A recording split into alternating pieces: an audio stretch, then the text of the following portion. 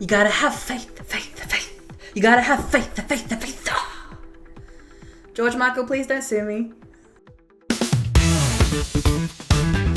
If you're tired of the old cookie cutter marketing advice and want to take your personal brand to the next level with bold, actionable strategies that truly reflect you, you're in the right place. Let's untangle your marketing mayhem with Zoe, the video confidence coach, on the Unboring Your Brand podcast. Unboring Your Brand was recorded on Wadawurrung land.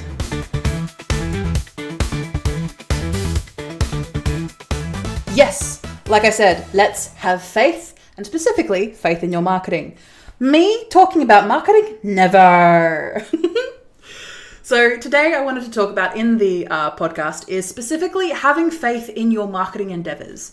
Not everything in marketing can be measured down to the decimal point, despite what Google Insights and Meta Insights and all of those platforms say that they can do. Yes, they can give you a bunch of numbers and a bunch of analytics and a bunch of data, but not everything can be measured with numbers, despite how some people feel. Sometimes you just have to trust the process and take a creative risk and see what happens.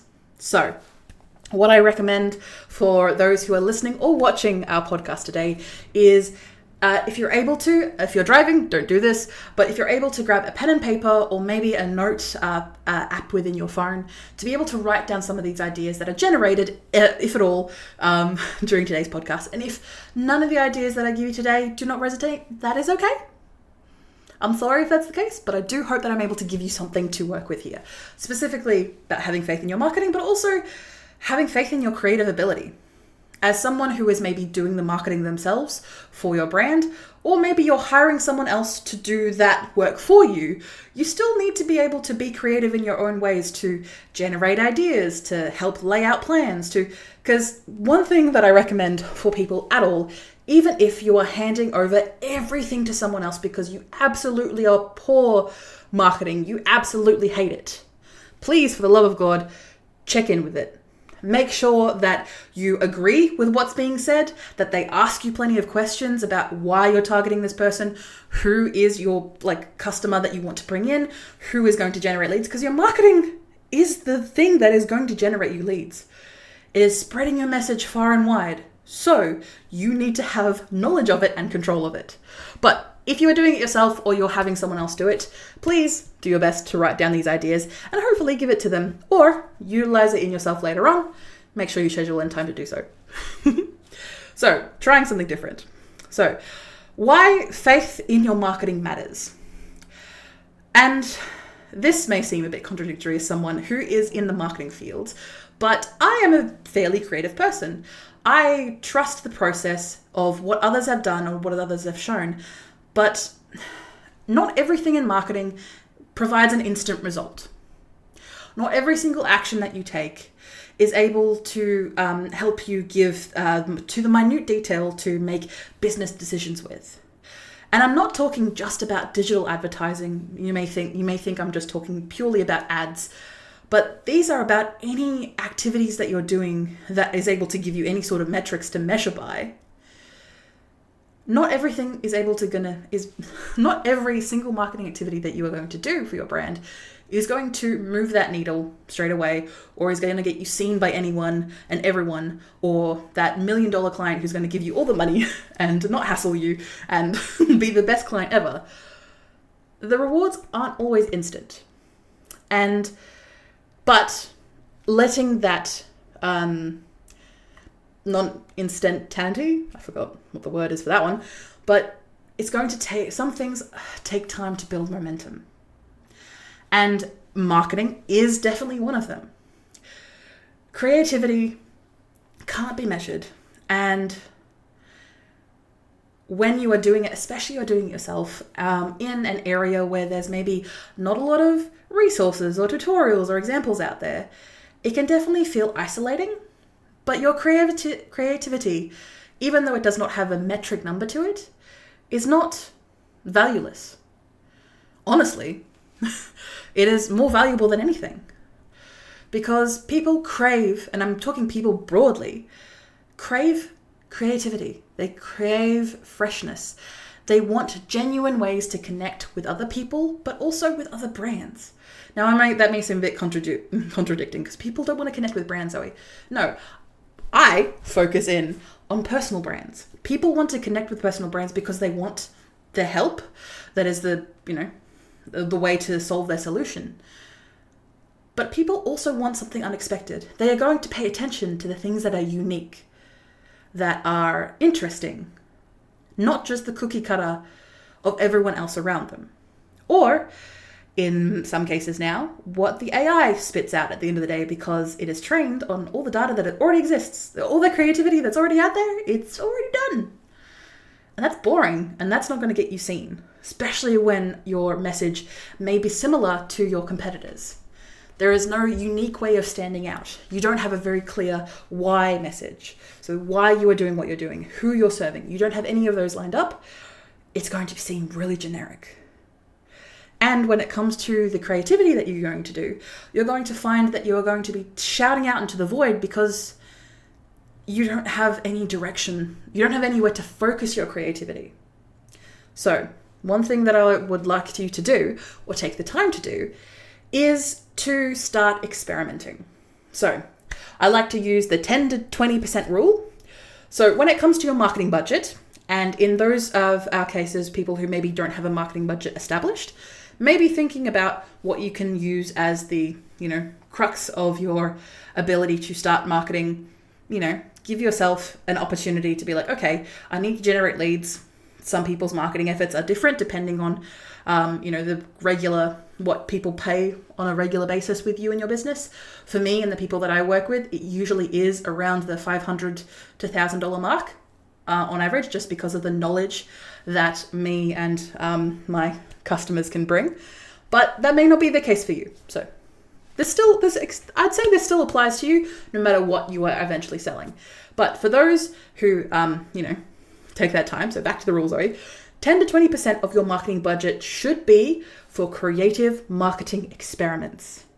Take the time and opportunity for 10 to 20%. So this can be of time, this can be of money, combination of the two, whatever your marketing budget is. So if you're doing free ways of marketing yourself, you're going to have to be a little bit more creative and spend a little bit more time doing it. But again, the 10-20 rule still applies. Give yourself permission to try new ideas without the pressure of immediately getting return on investment. And especially for a lot of people, and especially if you are starting out and you're down on funds, I can understand that need or that drive to forego creativity and just focus on the stuff that's going to give me money. Cool. That's what the 80% is for. The 20%, I want to give you that opportunity to be creative, to try new things, to see maybe what other people are doing in other industries that are not related to yours. And you go, oh, that's actually quite cool. I think I can do it better, or I can do it differently to serve my customer. Awesome, I'm going to do that. That is that 20% working. That is that creativity to give you that opportunity to try something new. Maybe that is not necessarily within your wheelhouse. It's going to be hella scary, but it's definitely going to pay off for you.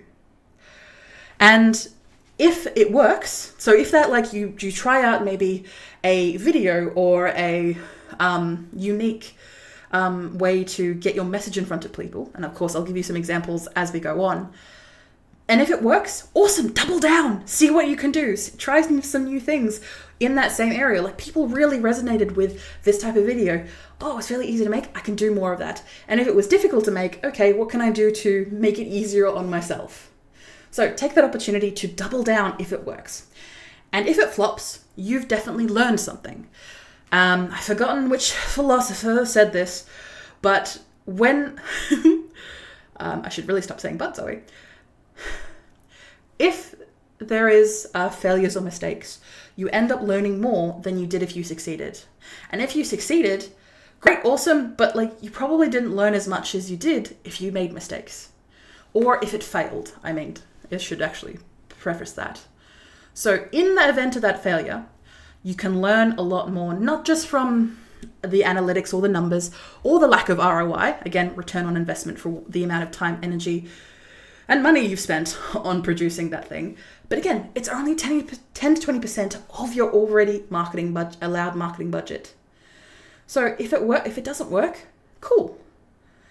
but I highly doubt that none of it would have worked. So in that event, you can learn, you maybe take a couple of the bits or elements that did work.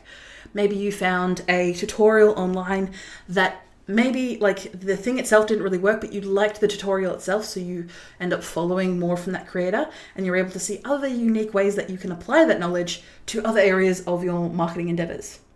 See, not everything is broken. So some ideas that are unique ways of marketing your business. And of course, I specifically or mainly talk to women and non-binary superstars who want to grow their personal brands with killer video marketing strategies. But this will also work for people who are outside of that scope. So don't worry, I haven't forgotten about you. So one thing that I am personally using in my own business is sending physical postcards with a QR code to a surprise freebie. So maybe, say, for example, you have a CRM, so customer relationship management tool. So this is a way that you can organize everything, your people and your customers and stuff. Or maybe you have an email list of people who, and you've also got some postal addresses as well, maybe from recent marketing stints that you've done in the past. Again, the other 20% that you've done in the past. What you can do is start sending physical postcards with, yes, your branding on it, but maybe a QR code to a surprise freebie for people who are genuinely interested in what you offer or what you can offer. I'm currently, and for those who may be interested to know, I'm currently setting up some postcards that I'm going to get delivered over the next month. Maybe by the time you listen to this or watch this, I've already got them. But I'm going to be sending postcards to people who are interested in my services with color test cards. So essentially a color test card is what people use on sets, but also when you are getting a camera and the lighting to look perfect, having something that is essentially a sheet with different colors on it and different shapes and some things overlapping so that you can put it next to your face, so in the camera. So if you're seeing me now, I don't think I've got anything that I can use as an example right now at hand, but you have this usual postcard sized card that you can use to be able to make sure that your lighting is good, or be able to get the same lighting and same look and feel between different shots. And it's a simple postcard that I can print through Officeworks, and it is both a practical tool, so people aren't going to get rid of it, like a magnet, like a thermometer, like a bookmark. People aren't going to get rid of that stuff. It is useful to them. Also, it has my branding on the front and on the back. And also it takes a QR code on how to best use it for people who may not be aware on how to use the tool, but also allows me space on the back to be creative with my messaging and also just say, remind people of, hey, you attended a workshop, or, we talked 3 months ago. I wanted to make sure that your marketing journey is going well. I wanted to give you a gift. A simple postcard maybe takes $1 and a bit postage stamp wise, but it's unique, it's creative, and people are already loving the idea. And when I officially get those printed, people will love it too. So take that opportunity. Another one that I have is reviving old school marketing tactics. Now, of course, as you can imagine, there is a lot going on out there. People are bombarded by digital ads every day. So taking this opportunity to do some snail mail, like write some letters or postcards, writing handwritten notes, especially if you are someone who charges a lot for their services, to be able to take that opportunity to have a handwritten note is going to change people's perception of you and your brand to the point where they are going to say, oh yes, like I got a letter from you. Like you took the time to handwrite me a letter. I am going to care about what you say, because we don't get handwritten letters as much anymore. You can also use some guerrilla marketing tactics. So guerrilla marketing tactics are essentially cheap, fast, easy marketing tactics that are used to stand out and gain also virality fame. But these guerrilla tactics can be something as simple as, going out to a client meeting and recording their expression as you provide maybe some flowers or maybe something really important to them. Maybe like that. Who knows? See how you go. Now, of course, I'm trying to nice and broad, but also nice and specific. Another one is that you can create a secret digital space, a hidden page on your website, or a private podcast episode or an exclusive video message that you offer to people who have reached a certain threshold within your business. Maybe they're a regular client of yours and they've given you $1,000 over a cumulative amount of time, and then you give them a gift. People are going to remember the fact that they gave you a gift over what the actual gift was. But they're going to remember that. They're going to rave about it to their friends and family. They're going to look you up. They're going to see how cool you are. And then they're going to expand you from there, because word of mouth is the best way of marketing yourself and your brand. So in turn, make sure to stand out creatively to do so. Another way is you can host an unconventional giveaway. Now, of course, when it comes to giveaways and lotteries and those alike, make sure you check the laws within your state or country, because some of those things can be scams. A lot of those things can be scams, so make sure you just keep, the platforms and all that good stuff. But an unconventional giveaway can be something like not just the tag 3 friends and share this post, which I don't think is very creative. Very, very same.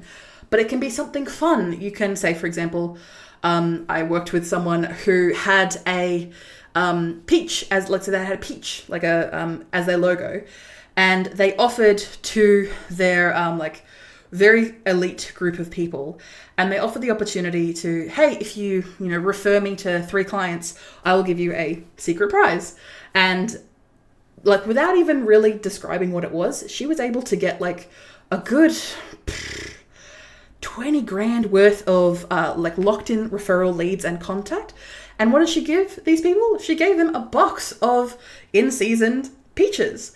And the stories that she got back from these clients. Now, of course, keep in mind that these were people who already loved her and worked with her in the past, but they got reminded and they got given a giveaway because they already know, liked, and trust her. And now she's given them an entire container worth of in-season ripe local peaches, to the point where people have been raving about it for years. So that is also a useful, creative, and unique tactic. And one last thing that I will get onto today is surprising and just delighting your audience. Now, this can be your potential customers, so people who you haven't worked with yet, your current customers, and also your past clients as well, because your past clients have already worked with you. They've already loved you. They're more likely to share word of mouth marketing techniques and tactics. So being able to delight them with unexpected bonuses or just random acts of kindness is something that I can highly recommend. A lot of people who go through my CRM, so my client relationship management system, they have a bunch of small little questions in there that I provide sometimes when people are signing up. Not everyone, but sometimes. And they just completely throw them off because I like to have a bit of fun with my marketing and what I do. And people remember that. People remember that it was fun. It made them laugh. It made them smile. They don't remember why, but they remember connecting that feeling with, oh yeah, I chatted with Zoe, or I signed up to one of Zoe's things, or I checked out some of the stuff that she did. And it brings a smile to their face. And when it comes to marketing your business, getting the leads in, but also having that genuine human connection and helping and serving people,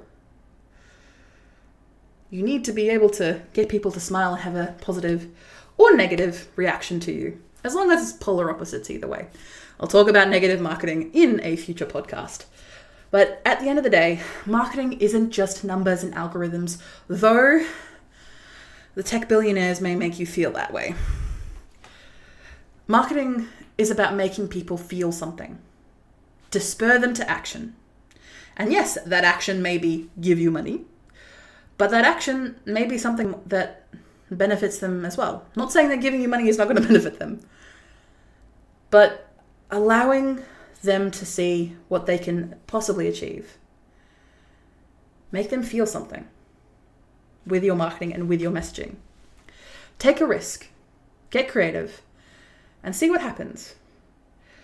Because being creative will automatically mean you will definitely be seen. I can bet that, I can guarantee that being creative in your marketing will lead to you being seen. Thank you again for joining us today on this podcast, make sure to check us out on Apple Podcasts or Spotify. And when you're there, give us 5 stars and give us a good review. In the meantime, also feel free to give me feedback on this podcast. I'm happy to update my processes and maybe be a little bit less rambly. You can feel free to yell at me, Zoe. Feel free to do that. Look forward to seeing you around. Bye. Cherry says, thank you for listening or watching Unboring Your Brand. You can find detailed show notes with tools, offers, and episode transcriptions. Just click the first link in the description or go to vcc.training/podcast.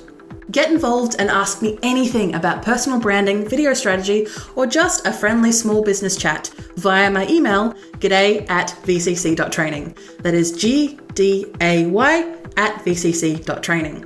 The Video Confidence Coach would like to acknowledge and pay my respects to the Wadawurrung people of the Kulin Nation, the traditional custodians of the land on which I record my podcast. I pay my respects to their elders past and present. I stand with the traditional custodians of these lands in working towards a more equal future. Always was, always will be Aboriginal land. Look forward to me chatting at you next week, superstars.